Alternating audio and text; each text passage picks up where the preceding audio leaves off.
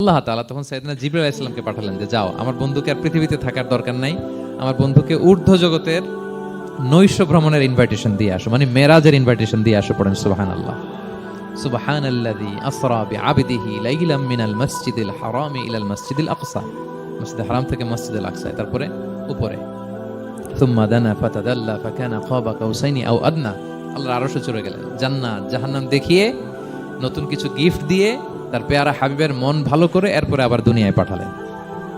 ওয়ালা সাউফা ইউতিকা রাব্বুকা ফাতারদা, নবী হে আপনাকে এত নেয়ামত দিব, আপনি শুধু খুশি হবেন আর সন্তুষ্ট হবেন। সুবহানাল্লাহ। এবার বুঝতে পারতেছেন কিভাবে আল্লাহর হাবিবকে আল্লাহ তাআলা খুশি করেছেন।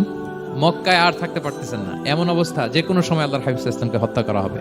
আল্লাহ তাআলা আল্লাহর হাবিবের জন্য নতুন জায়গার ব্যবস্থা করে দিলেন, তওবা কিংবা তাইবা, যেটাকে আমরা মদিনা বলি। তিনি মদিনায় গেলেন, আবার রাসূল সাল্লাল্লাহু আলাইহি ওয়াসাল্লামের হৃদয় প্রশান্ত হলো। কিন্তু মদিনায় যে তিনি কাবাকে মিস করতে আরম্ভ করলেন। আল্লাহর হাবিব সাল্লাল্লাহু আলাইহি ওয়াসাল্লাম নবী হওয়ার পরে টানা 14 বছর কিবলা ছিল কিন্তু বাইতুল মাকদিস। কিন্তু মক্কায় যখন তিনি ইবাদত করতেন, তিনি বাইতুল মাকদিসের দিকেই হয়েই নামাজ পড়তেন, কিন্তু সামনে কাবাটারে রাখতেন। কথা বুঝতে পেরেছেন? মক্কায় যখন তিনি নামাজ পড়তেন 13 বছর, কিবলা যেহেতু বাইতুল মাকদিস, বাইতুল মাকদিসের দিকেই হয়ে নামাজ পড়তেন, কিন্তু মাঝখানে রাখতেন কোনটারে? কাবাকে। তাহলে কেমন যেন কাবাই তার সামনে। আচ্ছা, তো মদিনায় যখন গেলেন, এখন তো আর সুযোগ নাই, কাবা একদিকে, বাইতুল মাকদিস আরেক দিকে, এখন কাবাকে আর সামনে রাখা যাচ্ছে না, মিস করতে লাগলেন কাবাকে। আর প্রত্যেক নামাজের পরে আকাশের দিকে তাকায় থাকেন, ইস আল্লাহ যদি আয়াত নাজিল করে আমার জন্মস্থান যে মক্কা, আমার পূর্বপুরুষ ইব্রাহিম আলাইহিস সালামের যে ওই কাবার দিকে যদি কিবলাটা ঘুরাই দিত, কতই না ভালো হতো। আল্লাহ বলেন যে আপনি যে কদ নারা তাকাল্লুবা ওয়াজহিকা ফিস সামা, নবী আপনি যে আকাশের উপর চেহারা উঠিয়ে মনে মনে কি চান আমি তো বুঝি। আল্লাহর হাবিব সাল্লাল্লাহু আলাইহি ওয়াসাল্লামকে খুশি করার জন্য আল্লাহ আয়াত নাজিল করলেন, ফাওয়াল্লি ওয়াজহাকা শাতরাল মাসজিদিল হারাম। নবী হ্যাঁ, আপনাকে খুশি করার জন্য নতুন বিধান নাজিল করলাম, এখন থেকে ফ্রম রাইট নাও আপনি যখনই নামাজ পড়বেন, এখন থেকে কাবামুখী হয়ে আপনি সালাত আদায় করবেন। তাহওয়িলুল কিবলা, কিবলা পরিবর্তন হয়ে গেল। সুবহানাল্লাহ ওয়া বিহামদিহি। আপনারা মসজিদে নববীর পাশে মদিনাতে একটা মসজিদ দেখবেন, এটাকে বলে মসজিদ যুল কিবলাতাইন। এমন মসজিদ যে মসজিদে এক নামাজে দুই কিবলা শেয়ার করা হয়েছিল।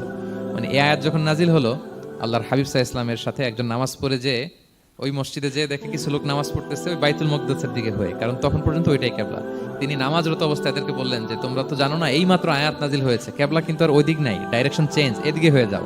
তো ইমাম সহ মুসল্লি সব ঘুরে নামাজের মধ্যে ওইদিকে হয়ে গেছে। তাহলে একই নামাজে দুইটা কিবলা শেয়ার করা হয়েছে, ফলে তখন থেকে মসজিদের নাম হয়ে গেছে মসজিদ যুল কিবলাতাইন, দুই কিবলাওয়ালা মসজিদ।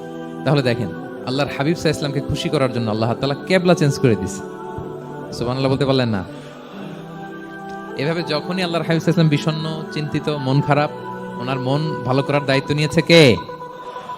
জিবরাইল এসে শোনাতে লাগলো আগের জামানায় কেউ 500 বছর 700 বছর হায়াত পেয়েছে। বনি ইসরাইলের অনেক মুজাহিদ 1000 বছর জিহাদ করেছে। কয় হাজার বছর জিহাদই করছে? 1000 বছর। আমরা হায়াত পাই কয় বছর? আমাদের হায়াত কয় বছর অন এন এভারেজ?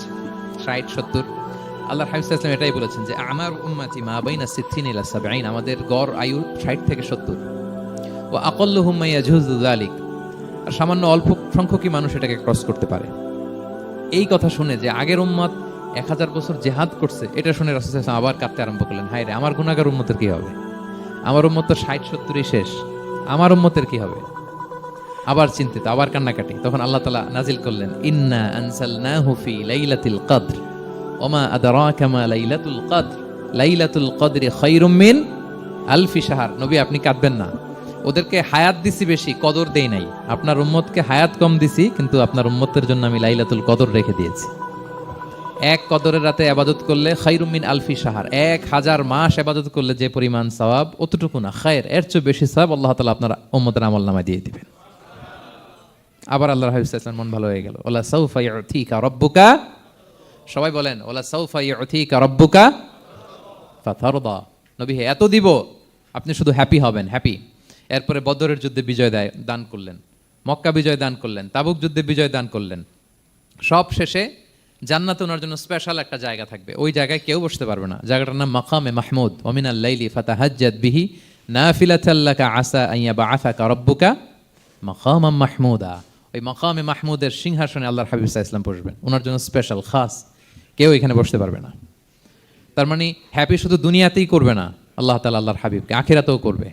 আল্লাহর হাবিব সাল্লাল্লাহু আলাইহি ওয়াসাল্লামকে কাউসার দেয়া হবে, ইন্না আতাইনা কাল কাউসার, হে নবী আপনাকে কাউসার দিয়েছি, এমন হাউজে কাউসার যে হাউজে কাউসারের সামনে পান পেয়ালা যেটা দিয়ে পানি নিয়ে আপনি উম্মতকে খাওয়াবেন, এটার সংখ্যা আকাশের তারা যত বেশি তার চেয়েও বেশি।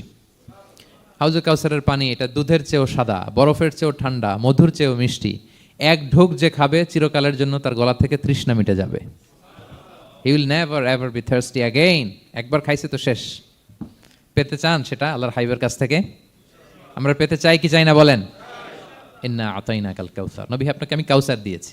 সব শেষে আল্লাহর হাবিব সাল্লাল্লাহু আলাইহি ওয়াসাল্লাম সুপারিশ করার অনুমতি পাবেন, যেদিন কেউ সুপারিশ করতে পারবে না। সবাই বলবে নফসি নফসি নফসি নফসি, থার থার করে কাঁপবে। এক একজন নবী, ইব্রাহিম আলাইহিস সালাম, ঈসা আলাইহিস সালাম, মুসা আলাইহিস সালাম, থার থার করে কাঁপবে। আর আল্লাহর হাবিব সাল্লাল্লাহু আলাইহি ওয়াসাল্লাম ওই মাকামে মাহমুদে সিংহাসন ফেলে দিয়ে সেজদায় শুধু কাঁদতে থাকবে, আর সেজদার মধ্যে বলবে উম্মতি উম্মতি উম্মতি উম্মতি। হে আল্লাহ আপনি আমার গুনাহগার উম্মতকে বাঁচান, আল্লাহ আপনি আমার গুনাহগার উম্মতকে বাঁচান, আল্লাহ আপনি আমার গুনাহগার উম্মতকে বাঁচান। আল্লাহ তাআলা এটা সহ্য করতে না পেরে জিবরাইল আলাইহিস সালামকে বলবেন যে ওয়াসআলহু মা ইউবকিক, জিবরাইল যাও জিজ্ঞেস করো তো আমার বন্ধু এত কাঁদে কেন, কি চায় জিজ্ঞেস করো। তো আল্লাহর হাবিব সাল্লাল্লাহু আলাইহি ওয়াসাল্লাম বলবেন আল্লাহুম্মা উম্মতি উম্মতি, আল্লাহ আমার উম্মতকে বাঁচান, আমার গুনাহগার উম্মতকে বাঁচান। আল্লাহ তাআলা এবার জিবরাইল মারফত বলবেন যে ইযহাব ইলা মুহাম্মদ সাল্লাল্লাহু আলাইহি ওয়াসাল্লাম, যাও মুহাম্মদের কাছে যাও, ওয়াকুল লাহু, তাকে বলো দুনিয়াতে যেমনি কখনো কষ্ট পেতে দেই নাই, বারবার তাকে হ্যাপি করেছি, খুশি করেছি। ওয়া ইন্না সানুরদিকা ফি উম্মাতিকা ওয়ালা নাসুউক, আজকের এই কঠিন দিনেও আমার হাবিবকে আমি কষ্ট দিব না, তার উম্মতের ব্যাপারেও তাকে আমি খুশি করে দেব। তার গুনাহগার উম্মতের ব্যাপারেও আজকে মুহাম্মদ সাল্লাল্লাহু আলাইহি ওয়াসাল্লামকে আমি খুশি করে দেব। আল্লাহর হাবিব সাল্লাল্লাহু আলাইহি ওয়াসাল্লাম তখন সুপারিশ শুরু করবেন। আল্লাহু আকবার, আল্লাহু আকবার। ওয়ালা সাউফা ইউতিকা রাব্বুকা ফাতারদা, নবী হে আপনাকে এত নেয়ামত দিব আপনি নিয়ে কুলাতে পারবেন না।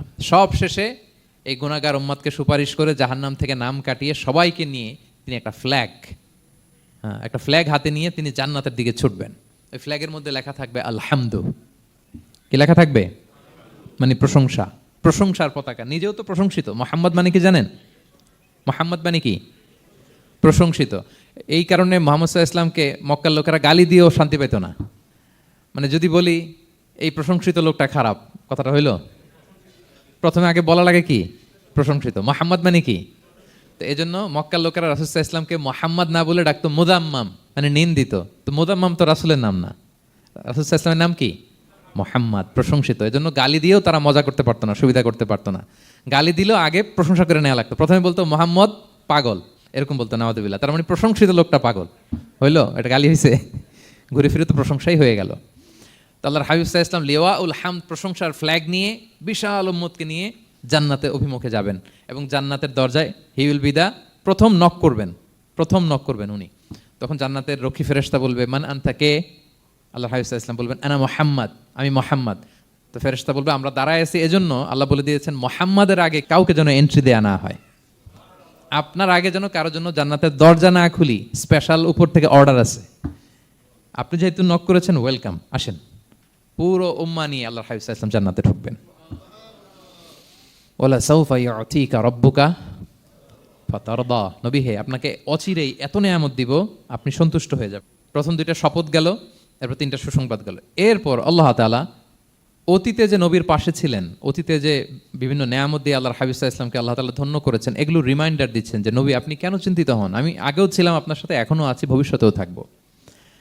তিনি বললেন আলাম ইয়াজিদকা ইয়াতীমান ফাআওয়া, তিনি কি আপনাকে ইয়াতীম অবস্থায় পাননি? তিনি কি আপনাকে আশ্রয় দেননি? আপনারা জানেন আল্লাহর হাবিব সাল্লাল্লাহু আলাইহি ওয়াসাল্লাম যখন মায়ের পেটে, তখনই তার পিতা দুনিয়া থেকে ইন্তেকাল করেছেন।